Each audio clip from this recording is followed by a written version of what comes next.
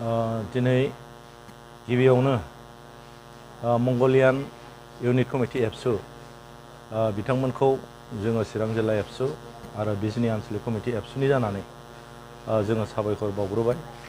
दुलाराय बर' फरायसा आफादनि गुन गोनां सोलोंथाइ जांख्रिखांनाय बे मिशननि थांखि बायदियै बिथांमोना दिनै बे गोलोम बोथोर समाव आरो बे सामार भेकेसन बे बन्द'आव बिथांमोना दान मोनसेनि थाखाय क्लास 8, 9 आरो 10 नि फरायसाफोरखौ मास मोनसे समखौ फोरोंगिरि थिसननानै बिथांमोना साइन्स, मेथ्स आरो इंलिश बे आयदाफोरखौ लानानै बिथांमोनहा फोरोंथाइ होनो थाखाय बिथांमोना दिनै आवगायदों।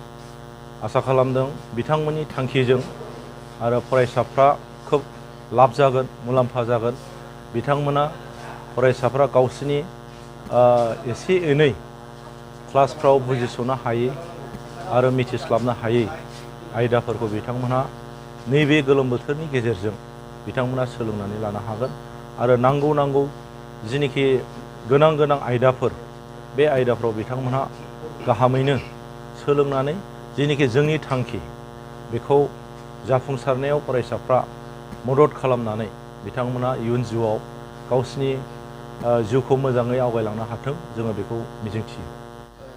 जोङो देग्लाय 2025 मायथाइनि गोलोम बोथोरनि जे बन्द' बे बन्द' बुब्लियाव जोंनि फरायसाफ्रा जाहाथे बे बादायलायनाय मुलुगाव गावखौ थागथियारि खालामनानै लानो थाखाय बन्द'नि बुब्लियावबो ओरैनो थायालासे माबा नङा माबा मोनसे जों सोलोंनो हायो नामा, सोलोंनाय थासारि जोङो बानायनानै होनो हायो नामा, बेखौ नोजोर बोनानै जोंनि दख'र दुलाराय बर' फरायसा आफादनि सिङाव थानाय गासै मोन 13 गोजौ फरायसालियाव बबेबा फरायसालियाव दासिमाव थाखो 9 आरो 10, बबेबा फरायसालियाव 8, 9 आरो 10 आरो बहाबा क्लास 6 to क्लास 10 बिसिम जोङो कचिं केम्पखौ बेखेवगासिनो दङ। थांनाय जुलाइ दाननि 1 अक्ट'निफ्राय जोङो सानसेयाव गंथाम फरायसालि बेखेवबोगासिनो दङ। दा खालिबोल' बाखि जोंहा गंनै फरायसालि बाखि दंबावो। गाबोन बेयो जागोन 5 जुलाइ खालि बलामगुरि गोजौ फरायसालि आरो सुबाइजार गोजौ फरायसालि, बे गाबोन बेखेवजागोन। दिनै गंथाम बेखेवदों जोङो, मंगलियान गोजौ फरायसालि मालिपारा आरो गंसेया जाहैबाय जनता गोजौ फरायसालि अक्सिगुरि, बे मोनथाम थावनियाव बेखेवदों। दा जों नुदों फरायसाफ्रा दिनै जिखिनिया फैदों, आवगायबोदों, दा बिथांमोना खोब गोसो गोनां, जोङो जोबोद बरायदों आरो जोंनि फरायसाफ्रा इयुनाव गमामायैनो बेबायदि मोनसे ट्रेन्ड, बेबायदि मोनसे दाहारा थांबाय थायोबा जोंनि इयुन जोलैफ्रा साबसिननिफ्राय हामसिन आरो जौगानाय फारसे जोङो सिगांलांनो हागोन जोंहा फोथायनाय दं। आरो बेखौनो लानानै जोङो मेंनाय गैयाजासे जेखिजाया बुब्लियावनो जों बेबायदि फरायसाफोरजों बायदि हाबाफारि जों बेखौ खालामबाय थादों। बे गरम बोथोरनि बुब्लियावबो जोङो बिथांमोनखौ जों ओरैनो थानो होनाय जों बेखौ सानाखै। सोलोंनाय फारसे जाहाथे बिथांमोना आवगायो बेबायदि जों सानदों।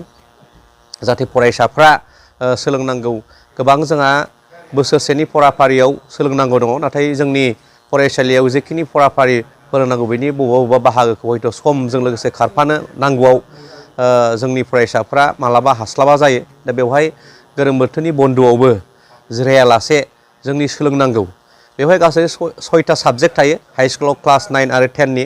दा बेनिनो 3 साबजेक्ट आयदाफारियै मेथ्स, साइन्स आरो जोङो इंलिसनिनो इंलिश ग्रामार पार्ट, बेखौ जोङो मोनफ्रोमबो फरायसालिफ्राव जोंनि दालाय आफादफोरखौ जोङो बिथोन होदों आरो बेबायदियैनो गोबां फरायसालिफ्राव दिनै बे जागायबाय आरो बे सोलिलांबाय थासिगोन दान मोनसेनि थाखाय। जोङो सानदों गेजेर बुब्लियाव जोङो जोंनि जाफुंसार जायफोर फरायसाफोर, सोरबा MBBS पास जानाय, सोरबा इन्जिनियारिं पास खालामनाय बा बायदि बिथिङाव जाफुंसार जोंनि बिथांमोन जायफोर जाफुंसार जालांनाय फरायसाफोर, बिसोरखौ लानानै बा जाफुंसारनाय जायफोर जब हल्डार बिथांमोनखौ लानानै जोङो फरायसालि गिदिंबावगोन। बावैसो साननि उनाव 10 दिनसो बा 10 देससो थांखांनायनि उनाव जोङो फरायसालि गिदिंबावगोन।